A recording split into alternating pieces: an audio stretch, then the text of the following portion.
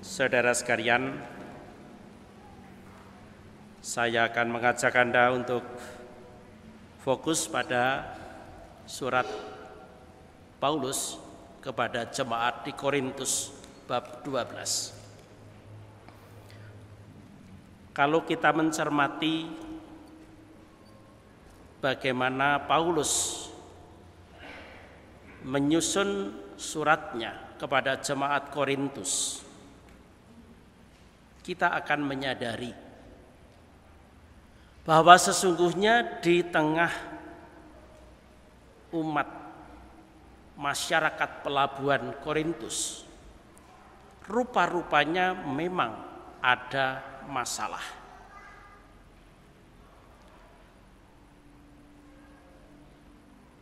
Dan itulah sebabnya mengapa Paulus sebagai gembala bagi umat-umat Korintus itu, dia ingin menyampaikan sebuah arah yang harus mereka ikuti sebagai murid Yesus Kristus, sebagai sebuah gereja. Maka ia mengawali penjelasannya itu dengan mengatakan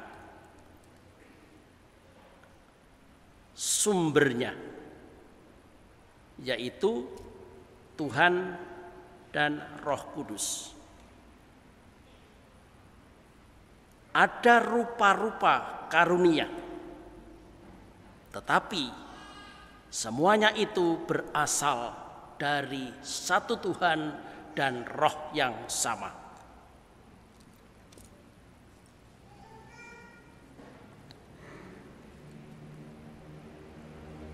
Paulus juga menjelaskan bahwa kita semua dipanggil oleh Tuhan mendengarkan suara Tuhan dan mengikuti tugas perutusan yang dibebankan kepada kita.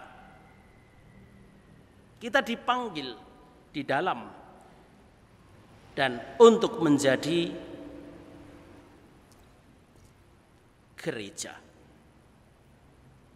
Maka dia mengatakan ada banyak anggota tetapi satu tubuh.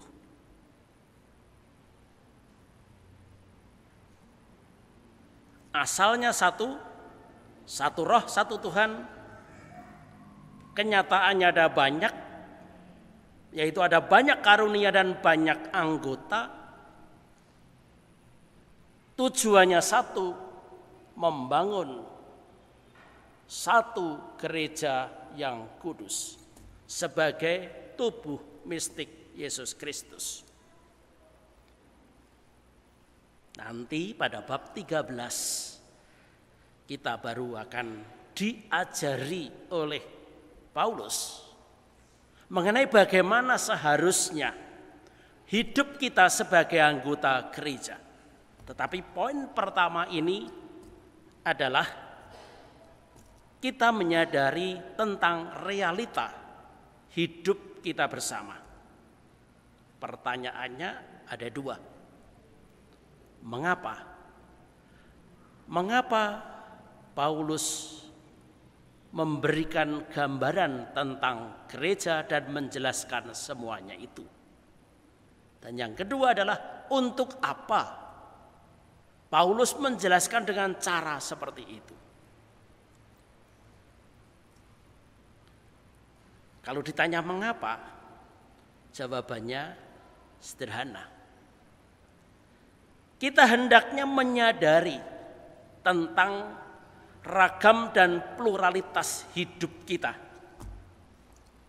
Yang tadi disebutkan adalah ada banyak anggota. Kita semua itu berasal dari sekian banyak keluarga, sekian banyak daerah, berasal dari sekian banyak daerah dengan variasi watak perilaku yang berbeda-beda.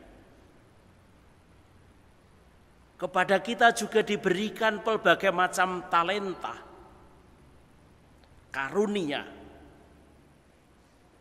Dan juga kepada kita diberikan pelbagai macam tugas, pekerjaan yang berbeda-beda. Maka poin pertama adalah pada kesadaran itu. Kita sadar bahwa gereja ini terdiri dari banyak anggota dengan segala jenis dan fungsinya. Dengan realita banyaknya kita sebagai anggota, jangan kita berjalan sendiri-sendiri, tetapi hendaknya kita sadar bahwa antar anggota itu saling membutuhkan, saling menopang, saling mengisi, saling melengkapi. Boleh dikatakan bahwa kita itu tergantung dan terkait satu sama lain.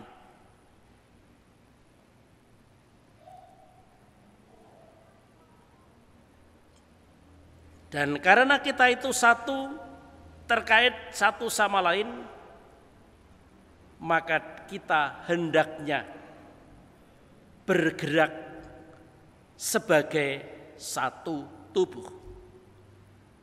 Demi kesatuan tubuh itulah, demi kerasulan komunitas itulah, kita hendaknya menyadari dan kemudian berperilaku seperti yang diharapkan oleh Paulus tadi. Maka tidak ada di antara kita yang lebih daripada anggota yang lain. Kita itu sama sebagai anggota, berbeda dalam fungsi, berbeda dalam tugas perutusan. Gambar yang paling jelas itu adalah mekanisme tubuh kita sendiri. Maka itu gambaran yang paling bagus dan paling tepat, begitu sederhana dan mudah dipahami oleh siapapun. Itu yang pertama. Kalau ditanya, mengapa Paulus menjelaskan hal itu? Yang kedua, kalau kita ditanya, untuk apa? Untuk apa semua penjelasan itu? Jawabannya juga sederhana. Itu semua demi tugas perutusan, demi pewartaan. Kalau pada akhir Ekaristi imam mengatakan kepada kita, mari kita pergi, kita diutus. Tugas perutusan itu bukan hanya dilaksanakan oleh seorang demi seorang daripada kita. Paulus menghendaki supaya tugas perutusan itu dilaksanakan bersama-sama sebagai sebuah komunitas, sebagai sebuah gereja, sebagai tubuh Kristus. Tidak ada gunanya orang pandai berbahasa roh kalau tidak ada orang lain yang mampu menafsirkan bahasa roh. Tidak ada gunanya orang berbangga diri dengan karunia penyembuhan kalau dia tidak menyadari bahwa ada anggota lain yang juga memiliki karunia yang berbeda, yang juga berguna, misalkan karunia pengajaran.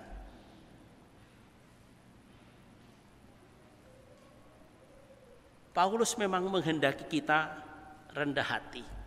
Paulus menghendaki kita sadar diri. Pelbagai macam talenta, bakat, dan kemampuan yang ada pada kita itu hanya berguna manakala kita sebagai sebuah komunitas hadir bersama-sama.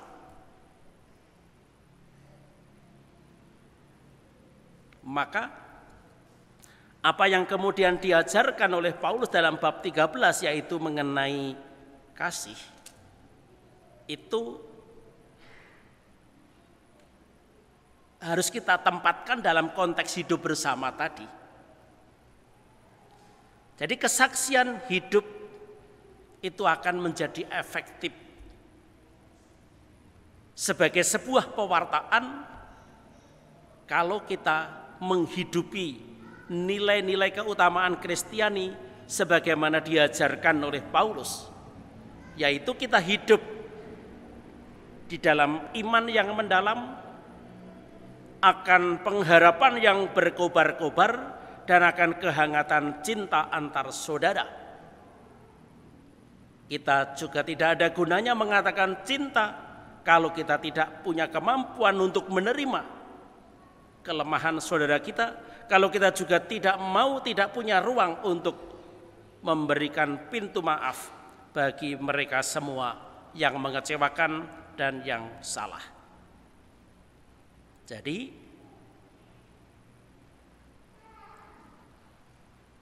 ini bukan hanya baik untuk diajarkan, tetapi ini arah Paulus itu lebih pada bagaimana kita semua menghidupi pelbagai macam karunia, talenta, dan keutamaan Kristiani itu di dalam hidup sehari-hari, di dalam kita menjalani keluarga. Sehingga nanti pada akhirnya orang di luar kita, di luar keluarga, di luar gereja, akhirnya melihat, bukan hanya melihat tapi juga mengalami dan merasakan bahwa orang Katolik itu rukun, penuh kasih, penuh maaf, dan bisa dipercaya. Itu perutusan yang sesungguhnya. Semua yang baik dan ideal itu akan menjadi sia-sia, akan menjadi muspro kalau di antara orang Katolik itu terjadi persaingan yang tidak sehat, rasan-rasanan, podo ngrebut bojone wong. Itu enggak ada artinya semua. Itu hanya contoh-contoh perilaku di tengah masyarakat yang kemudian justru akan merendahkan nilai kita sebagai orang Katolik dan membuat kita tidak dipercaya, membuat orang tidak tertarik lagi untuk menjadi Katolik. Ini menjadi bahan yang bagus untuk kita semua. Bagaimana kita sebagai lingkungan misalkan? Apakah lingkungan yang kita bentuk ini penuh intrik? Atau sok ngerasani kancane dewi? Atau sok mengadukan kancane kepada atasan supaya dia yang dirasani dan diadukan itu jatuh? Atau bagaimana? Ataukah kita bisa sungguh-sungguh merasakan gembira, happy, lepas dan rindu kepada semua anggota komunitas kita? Saudara-saudara, mari kita berusaha sebaik-baiknya agar apa yang diharapkan oleh Paulus untuk kita wujudkan itu benar-benar dapat kita wujudkan, sehingga dengan kesaksian hidup yang meyakinkan, lalu gereja kita akan berkembang. Kalau kita masih kurang, mari kita mohon rahmat dan berkat Tuhan. Kalau kita sudah berada di jalan yang benar, mari kita syukuri dan kita persembahkan. Sekaligus juga mohon supaya kita tidak berpuas diri, tetapi kita berusaha untuk meningkatkan lagi dan lagi. Bersemangat magis demi kemuliaan nama Tuhan.